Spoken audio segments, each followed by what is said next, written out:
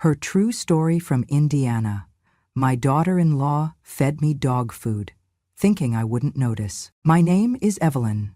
I am 78 years old, and I live, or used to live, in a small town in Indiana. This is not a story I ever thought I would tell, but silence has teeth, and mine has chewed through enough years. So let me begin with the night everything changed, with a spoon and a scent I'll never forget. It was a Thursday evening. The sky outside was the color of old bruises, gray tinged with purple. I sat at the end of a long, glossy dining table that wasn't mine. The silverware was set too perfectly, the chairs too stiff, the silence too loud. My son, Daniel, was still at work. Only Melissa, his wife, and I were home. And Lucky, their cocker spaniel, who somehow had more freedom in this house than I did. Melissa placed a small porcelain bowl in front of me, the kind you might use for soup or dessert.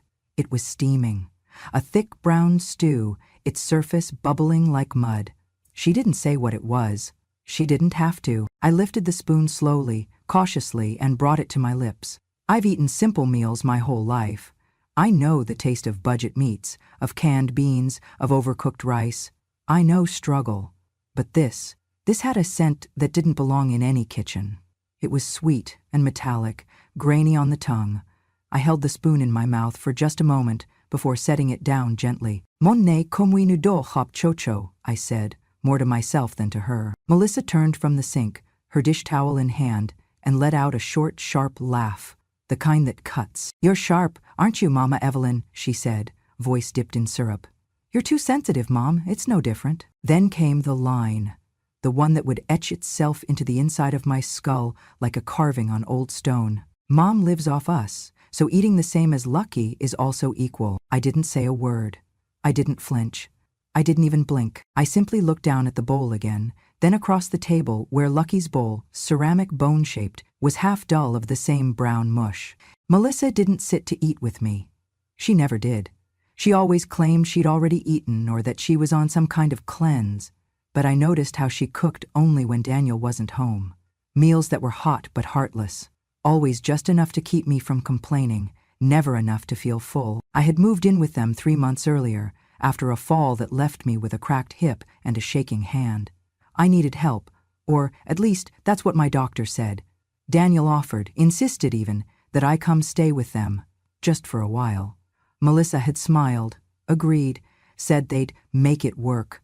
I should have known from that first smile, too wide, too white, that something inside her was rotten. But I said yes, because I didn't want to be alone in that house anymore. Not since Harold passed. That first night, Melissa gave me the guest room, barely big enough for the twin bed and the dresser I'd brought from home. No curtains, no pictures, no warmth, just walls and the faint smell of bleach. She smiled again as she showed me in. It's not much, she said, but it's better than a nursing home, right? I wanted to believe she meant well, even when she forgot to pick up my medication, even when she told her friends I was a little off and probably didn't remember much, even when she started locking the fridge at night. But that dinner, that was different. I sat there for another minute, staring at the bowl. I picked up the spoon again and stirred the stew slowly, watching how it clung to the silver like glue. I glanced over at Lucky. He licked his lips, wagging his tail, eager for more. Melissa leaned on the counter, checking her phone. "Eat up, Mama Evelyn," she said without looking. "It's organic." I forced a smile. Of course. And I did eat. 1 bite, 2, enough to keep her from noticing the rest would be flushed away later, buried under tissues in the trash. I knew better than to fight in her arena, under her rules, without a plan. After dinner, I went to my room, closed the door, and sat on the edge of the bed. My hand was shaking again, but not from age this time. From something colder, something older, something I hadn't felt since I was a girl. That night, I didn't sleep. I listened. I listened to the click of her phone as she texted in the kitchen, the thump of Lucky's paws on the hardwood, the low hum of the refrigerator, still locked. And when the house was finally still, I tiptoed out in my socks, clutching my phone with both hands. In the trash bin under the sink, I found what I was looking for. A torn open cardboard case marked Dog Gourmet Meals, Bulk Order. Under it, empty cans, label peeled, but one still intact. A barcode. A name I didn't recognize. I didn't take the can. I took a photo. I went back to bed, and I didn't cry. Not that night. I had a plan. I laughed with her, just a soft chuckle. Empty, but polite. The kind you give when you want to stay invisible. Melissa leaned her head back, clearly pleased with herself. The joke wasn't funny, but it wasn't meant to be.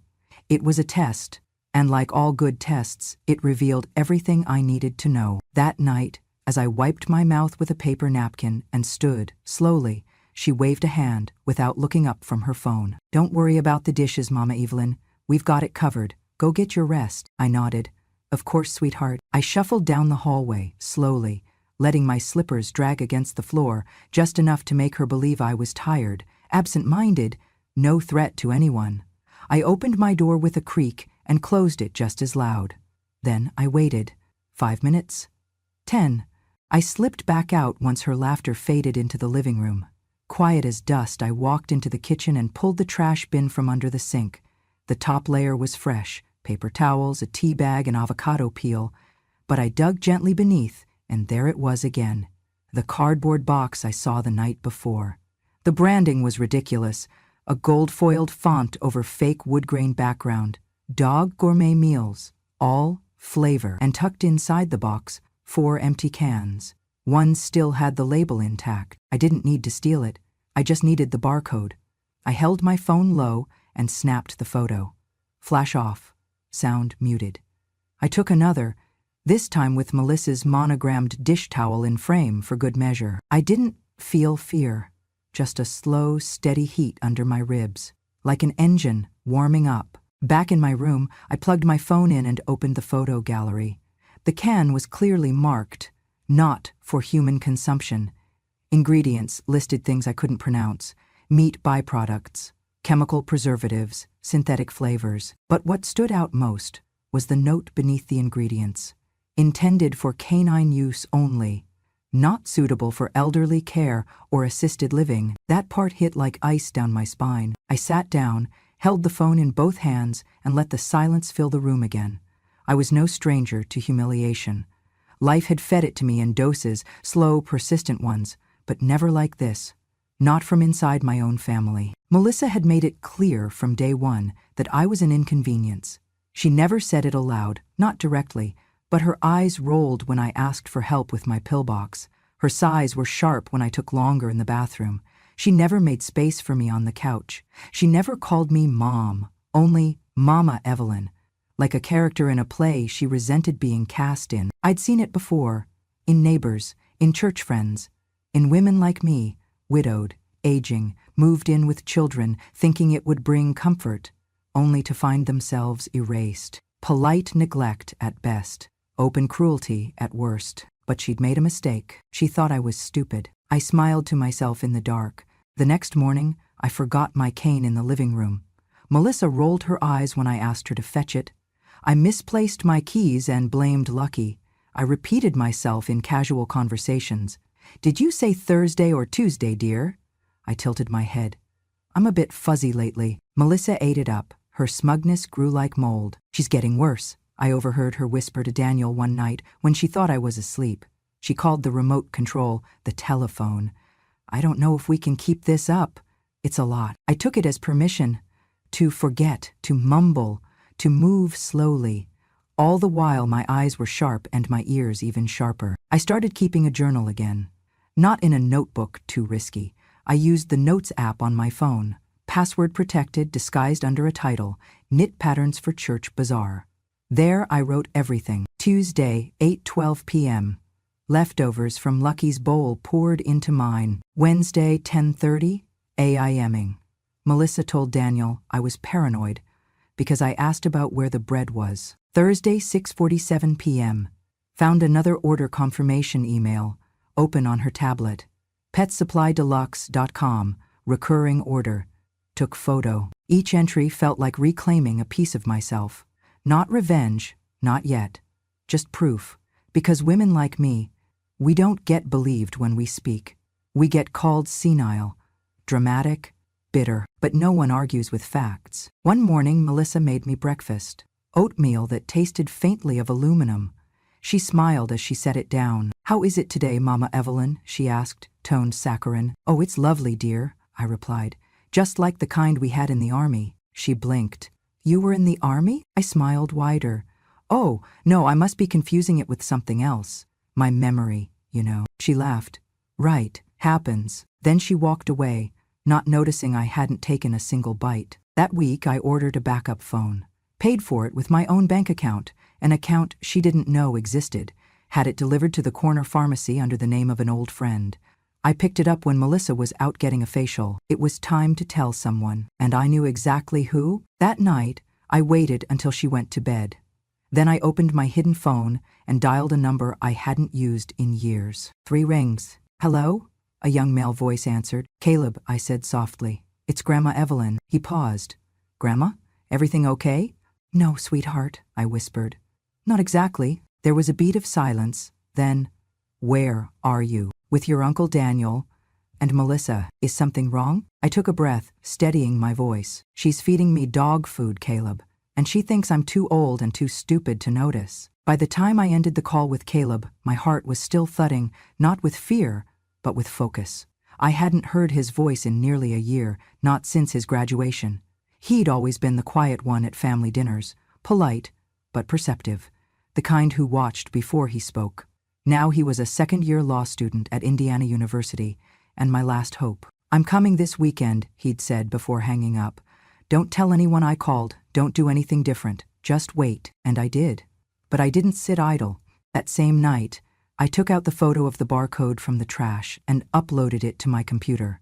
I may be old, but I'm not helpless. 40 years of running a kitchen had taught me more than just recipes.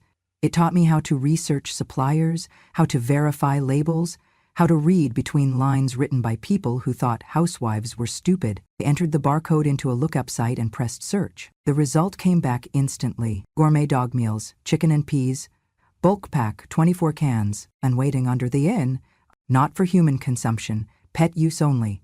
Contains organ meats, bone meal, artificial flavorings. I leaned back in my chair. For a second, everything inside me stilled. The room was too quiet.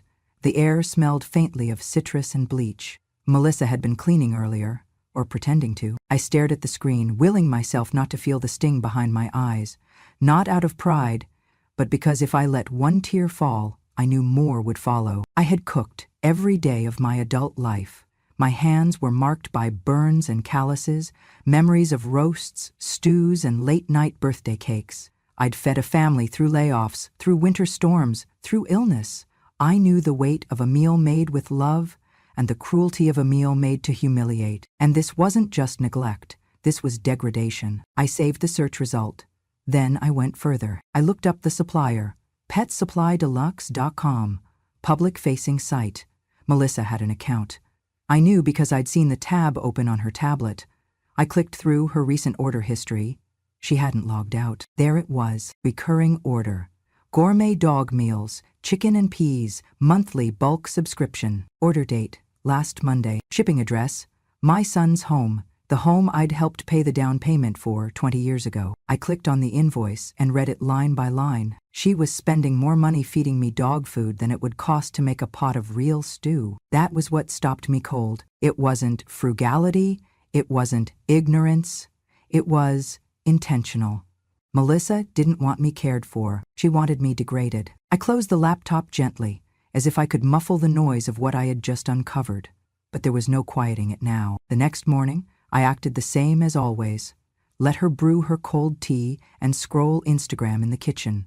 Let her pass me a bowl of something gray and say, "Bon appetit, Mama Evelyn." I smiled. "Smells delicious." And I took one bite.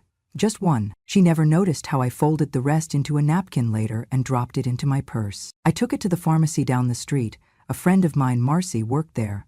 She used to be a nurse before she semi-retired. "Can you do me a favor?" I asked her, unwrapping the napkin. "Tell me if this is what I think it is." She frowned, leaned in. "Where'd you get this?" Melissa cooked it. Her face changed. "Evelina? This smells like dog food." "Need more than that. I need confirmation." She nodded slowly. "Let me make some calls." By evening, she'd gotten back to me. "It's exactly what you think it is," she said. "It's a high-protein canine meal, common with people who feed their dogs like royalty, but it's dangerous for human consumption, especially for someone your age. Too much sodium, too many preservatives. Evelyn, this isn't just wrong, it's illegal. I nodded. Good. Marcy blinked. Good, because I'm not done. Not yet. That night I called Caleb again, told him what I'd found, what Marcy had said. He was quiet for a long time on the other end. Grandma, he finally said, we can take this to court. I don't want a court, I said. Not yet. I want them to know what they've done. I want them to feel it. He understood. Maybe better than I did. Then we need documentation, photos, records. And we need a moment when everyone's watching. I'll make sure they're all there, I said. He laughed softly. Of course you will. Friday came fast. Melissa was in high spirits. Daniel's parents are coming over for dinner this weekend, she said. You'll stay in your room, okay? It's just easier that way. I smiled. Naturally, I spent that day gathering everything. Screenshots, printouts, the barcode photo, Marcy's note. I tucked it all into a plain manila folder and sealed it with a paperclip. I labeled it Photos Family Trip, 1996, so no one would bother to open it early. When Saturday arrived, so did the family. Daniel's sister, her husband, cousins, everyone. Melissa loved playing hostess. She wore a silk blouse and spritzed air freshener like perfume. She made lemon chicken, her one real recipe.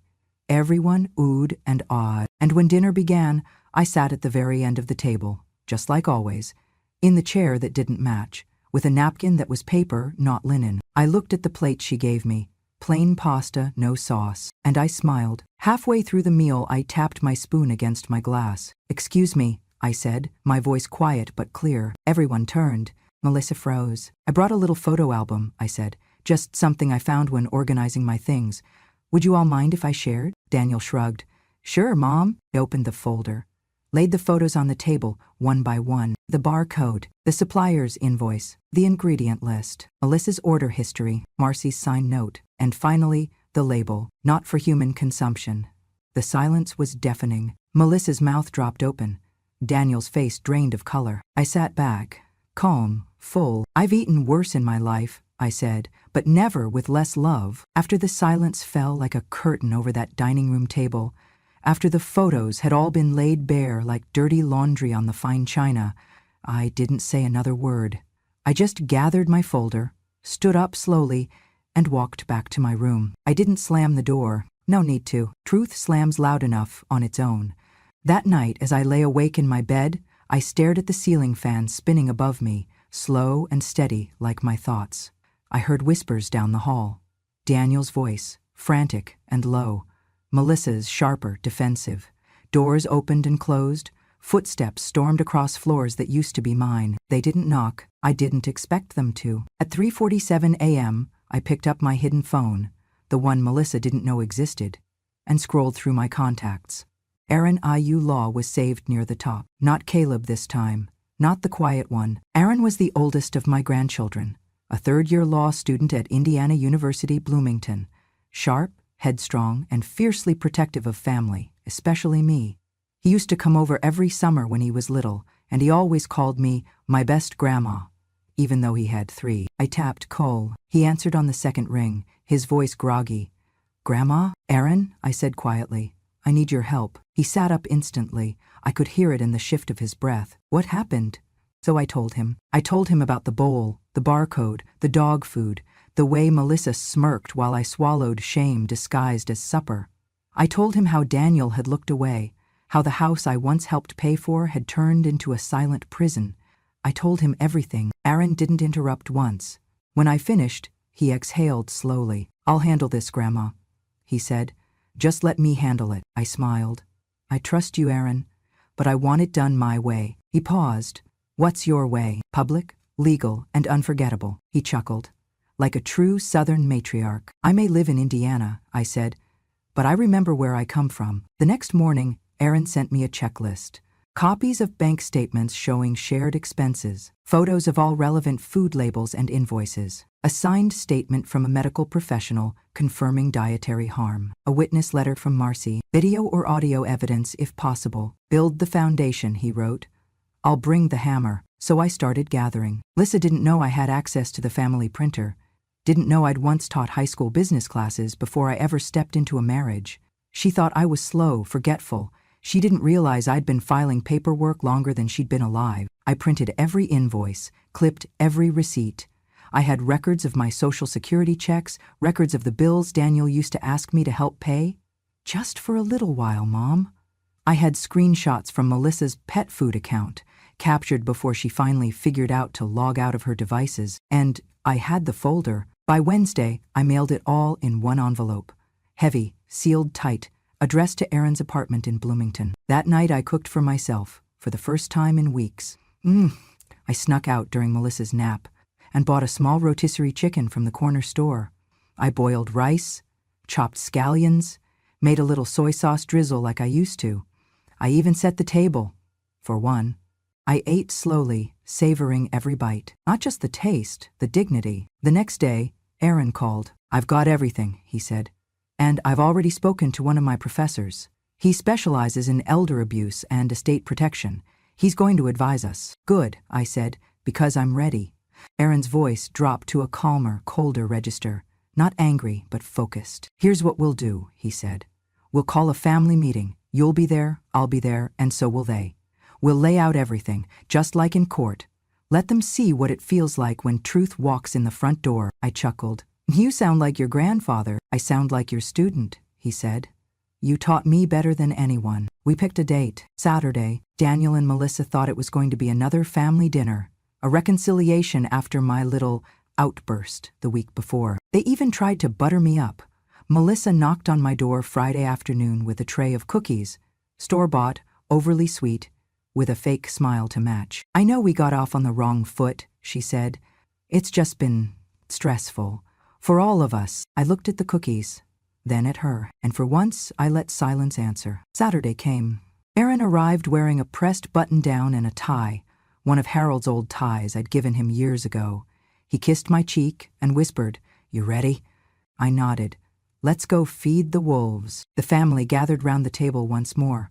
Melissa poured wine. Daniel looked stiff.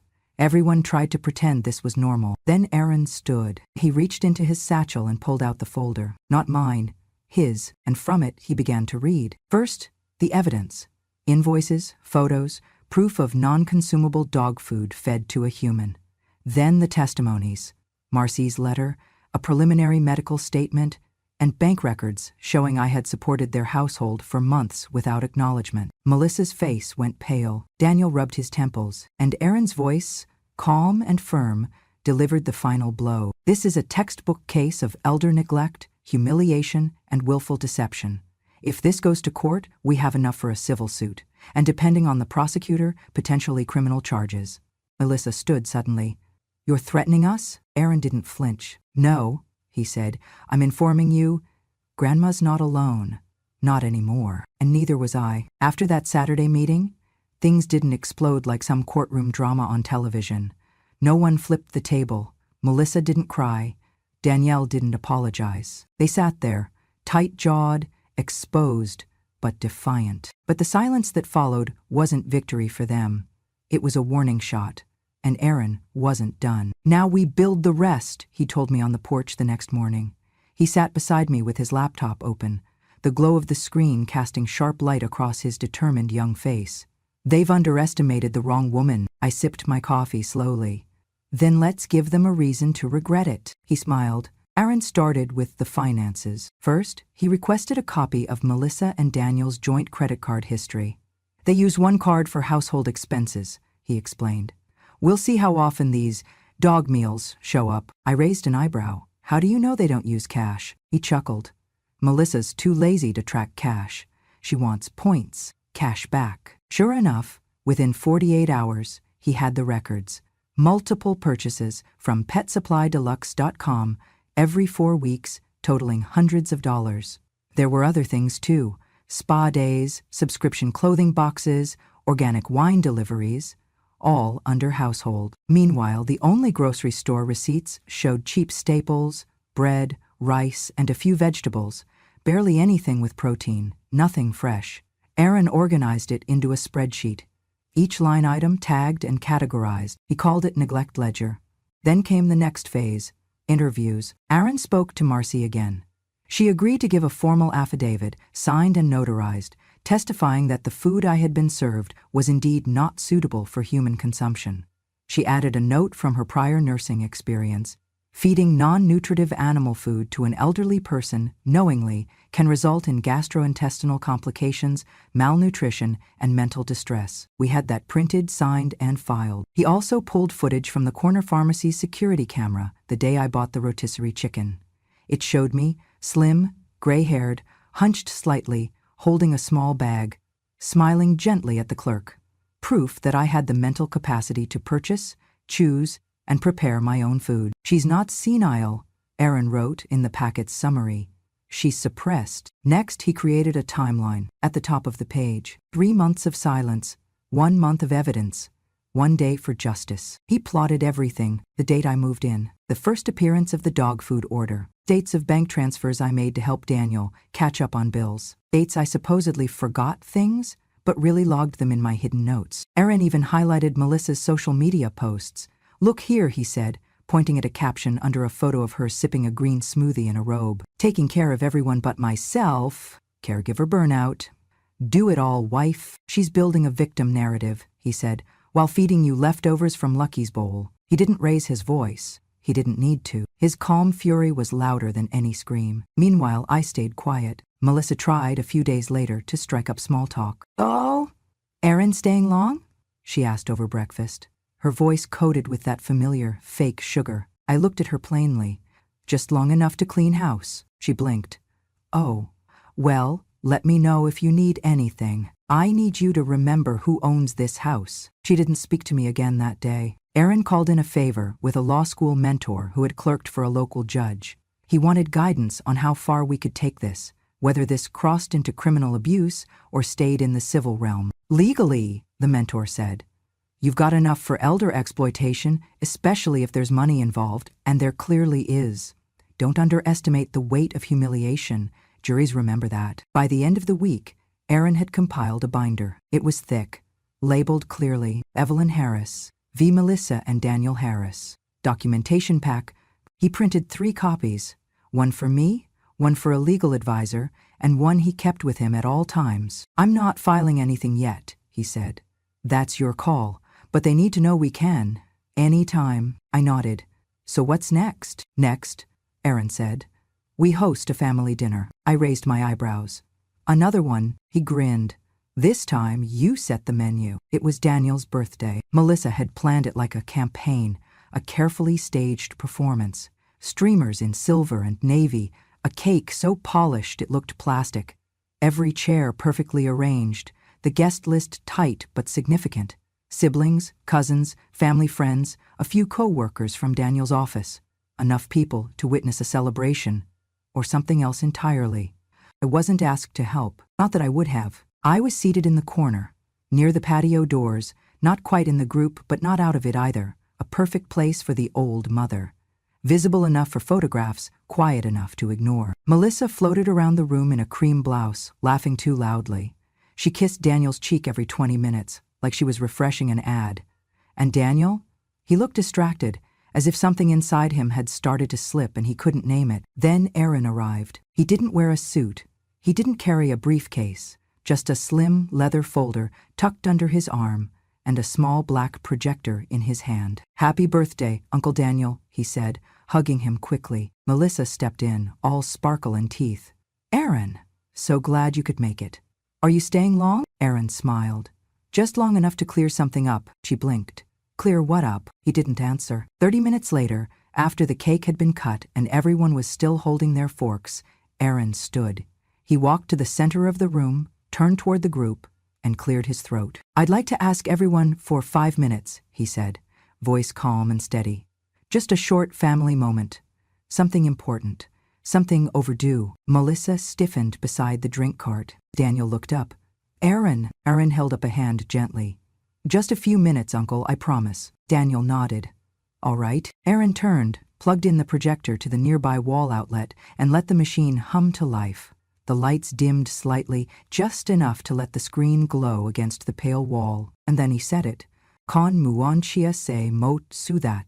The first slide came up. PetSupplyDeluxe.com, order confirmation. The gasps were audible, though muted.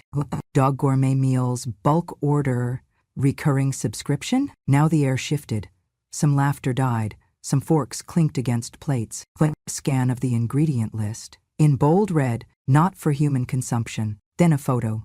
Sitting at the dining table, in front of the same bowl, beside Lucky's. The room fell completely still. I've been working with my grandmother for the past month, Aaron said, turning to face the guests. Collecting evidence, documentation, witness statements, medical opinions, financial records, all pointing to one truth. For weeks, months in fact, my grandmother was knowingly served pet food by Melissa Harris. He said her name slowly. Carefully, like a verdict. Melissa stood up, face flushing crimson. This is disgusting. This is a birthday party. Aaron didn't blink. So was the day she took the first photo of that barcode in the trash. The first night she smelled something off in her stew. The first time she noticed that Lucky's meals looked more appetizing than hers. People began to murmur. My daughter-in-law's sister covered her mouth. A cousin whispered to Daniel, whose face had gone ashen. Aaron continued, undeterred. I know what some of you may be thinking. It's not that serious. Maybe it was a mistake. But it wasn't. Here's the credit card statement. Monthly purchases from the same supplier. Over $200, 0 cents worth of dog food ordered and served under the guise of organic meals. Meanwhile, the only groceries bought were enough for 2 adults. Click. Photos of their fridge. Sparse. Lifeless. The fridge was locked some nights, Aaron said quietly. With a code. Only Melissa knew it. Click. A signed letter from Marcy, displayed proudly. Confirmed non-human grade food being consumed. Documented physical risk to a 78-year-old patient. Melissa stepped forward. You're twisting things. She eats whatever we eat. She's confused all the time. Aaron held up one hand, then turned to me. Grandma, have you ever been diagnosed with memory loss or dementia? I stood slowly, met his eyes. No, sweetheart. Do you take care of your own finances? Yes. Do you remember what you had for dinner 2 nights ago? I smiled faintly. Frozen chicken patties, microwave corn, 1 bite of what was in my bowl, then I flushed the rest. Just like I did the night before. And the night before that? A silence heavier than cement settled over the room. Melissa's hands balled into fists. You're making her look like a victim. She's old. She forgets. Aaron looked around the room. She didn't forget. She remembered everything. She pretended to forget, to survive long enough to gather proof, because that's what strong women do when they're cornered. They wait, and then they speak. The last slide. A scanned property deed. Name, Evelyn Harris, owner. Current and sole title holder of the house they were standing in. I stepped forward. I was going to wait until next month, I said softly, but now feels right. I pulled the keys from my pocket and set them on the coffee table. I'm moving out. This house is going up for sale next week. Melissa gasped. Daniel's mouth opened, but no words came out. You're kicking us out? He finally whispered. I'm letting you go, I corrected, because I deserve peace, not pity, not poison. Aaron turned off the projector. The light faded. The truth. No one clapped. No one cried. They just sat in the mess they made. I stood up. My knees weren't as quick as they used to be, but they held steady under the weight of 78 years. And a truth finally spoken aloud. In my hand was a key. One I had kept in my apron pocket since the day Melissa started locking the fridge at night. It had stayed warm against my hip, like a promise. And now? It was time to deliver. I took 2 steps forward, heels tapping gently against the tile. Daniel's birthday cake sat untouched, frosting glossy, candles unlit. Melissa's eyes followed my movements, sharp and narrow like a cat cornered. Daniel stood behind her, pale, stunned into silence. I placed the key on the coffee table, deliberately, clearly. Then I looked around the room at every face. Family who had once hugged me out of obligation, who had forgotten I had once carried them as babies, cooked for them, prayed for them, and I said the words I had been holding in my chest for far too long. I'm leaving, and I'm taking the house with me. The gasp came first from Melissa's sister. Then Aaron stepped up beside me, holding the folder of documentation like a quiet flag of war already won. Melissa shook her head. You? You can't do that. This is Daniel's home, our home. I turned to her, calm, Gentle, devastating. It was never yours, sweetheart. It was mine the day Harold and I put our names on that deed. And after he died, it stayed mine. I just never felt the need to remind anyone. Until now. Daniel finally spoke, voice barely audible. Mom, where will you go? I looked at him. My son. My only child. I had changed his diapers, rocked him through chickenpox, packed his lunch every day until college, and yet he had sat silent while his wife served his mother humiliation on a porcelain plate. I'll go somewhere that doesn't smell like bleach and secrets, I said softly.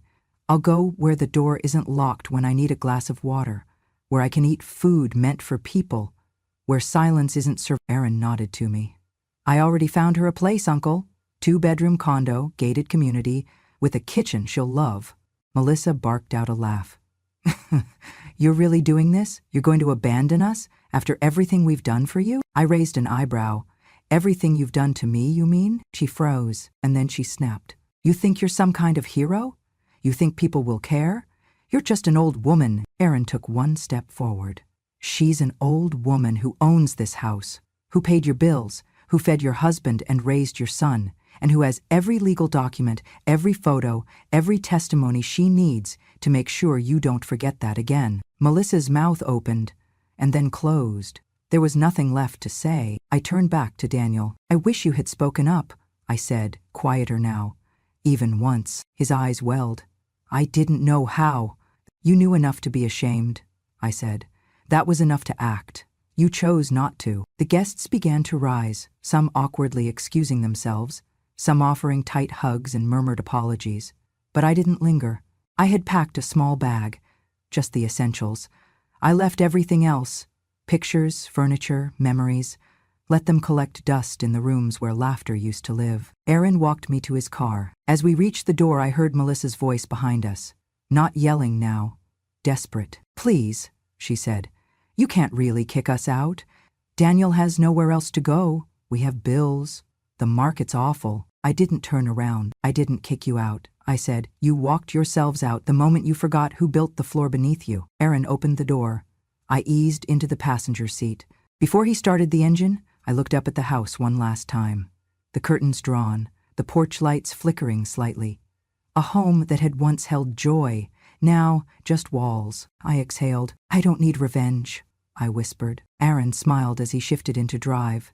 You already got it. The drive to Chloe's place was quiet. Aaron let the radio play softly. Something classical, nothing with words.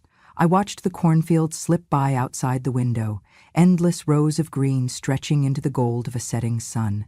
Indiana in the summer still had that small-town charm, no matter how much the people inside the homes changed. My bag sat at my feet, not very full. At 78, I had learned to travel light. It's not what you carry on your back that matters. It's what you carry in your heart. We pulled into the driveway of a small white cottage with blue shutters and a porch swing.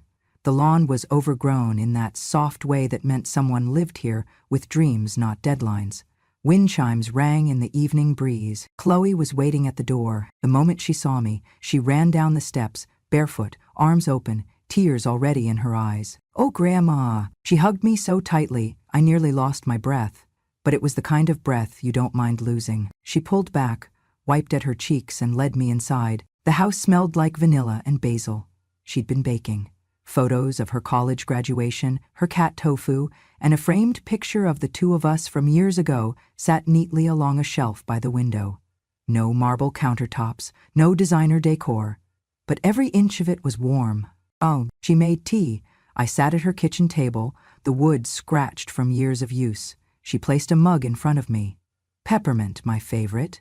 Then she sat across from me, folded her hands, and looked at me with the kind of guilt only good people carry. Grandma, she began, voice trembling. I didn't know it was this bad. I smiled gently. Melissa made sure of that. Chloe bit her lip. I knew she wasn't good, but I thought you were okay. You were always strong. You were always smiling. I reached over, placed my hand over hers. Smiling doesn't mean it doesn't hurt. It just means you know the pain isn't where it ends. She burst into tears. I'm sorry, she choked. You deserved a better life. You sacrificed your whole life. I was too weak. I couldn't fully protect you. I squeezed her hand. Bakong kan duok balve, Chloe. Bakhan duok langa. She wiped her eyes with the sleeve of her sweater. I hear you now, Grandma, she said softly. I hear everything, loud and clear. We sat there in silence for a while, just breathing together. It wasn't the kind of silence that hurts. It was the kind that heals. Later that evening, she showed me my room. The sheets were fresh and tucked tight. A small bookshelf held gardening magazines. By the window, there was a basket of yarn and knitting needles. Nothing fancy, but everything was placed with care. Not expensive, just full of heart. You really made all this for me? I asked. She nodded. I started getting it ready the moment I found out what was happening. You're safe here now, I promise. And I believed her. That night, I stood by the window and looked out at the quiet street. There were no footsteps pacing outside my door. No locks on the refrigerator. No hushed voices plotting behind thin walls. Just the sound of wind in the trees and the gentle ringing of wind chimes. I picked up my journal. My real one this time, not the digital file hidden on my phone, and began to write. June 16th. I left the house I built with Harold. Except the shame they tried to feed me. I left, but I didn't lose. They lost the right to say my name without flinching. Later, Chloe peeked in before going to bed. Need anything, Grandma? I shook my head. Just this. She walked over, knelt beside my chair, and rested her head gently on my lap, just like she used to when she was 5 and couldn't sleep without my humming. You're not losing your mind, she whispered. I smiled and stroked her hair. No, sweetheart, I never was. I was just waiting for the right moment to remember everything for them. 3 weeks later, I received a letter from Daniel. No return address. Handwritten. Bob, I don't expect you to forgive me. I'm not sure I deserve that. I let Melissa take too much control. I let fear turn me quiet. You raised me better, I know that now. Aaron showed me the evidence. Everything you kept track of, everything you lived through. I'm ashamed, but I'm also proud. Proud of you, and I'm sorry. I folded the letter and slipped it into the back of my journal. I never wrote him back. Some apologies are best answered with silence. As for Melissa, Aaron told me she moved out 2 weeks after I left. Quietly. No big post online, no motivational quotes. Just a sudden absence from their lives. She filed for a temporary separation, packed her bags, left Daniel standing in the silence he helped create. And sometimes, silence is the loudest justice of all. These days, I spend my mornings walking to the farmer's market with Chloe. I help her tend to her little garden, even if my knees don't always agree. I cook again. Real food. Meals with soul. Meals with onions that sting, and garlic that clings to your fingers, and flavor that lingers like memory. We laugh, often, not because life is perfect, but because I finally feel like I'm exactly where I belong, in a home that remembers me, with people who listen, and with a truth that no longer needs to be hidden. So if you've made it to the end of my story, thank you. If something inside you stirred, if it reminded you of someone you love, or someone you lost, or maybe even a part of yourself, subscribe to Grandma True Stories, because the stories we tell here, they come from the women who were silenced too long. We speak now, not for pity, but for clarity, for justice, and for every grandmother who waited a lifetime to finally be heard. When a grandma speaks, the world finally listens.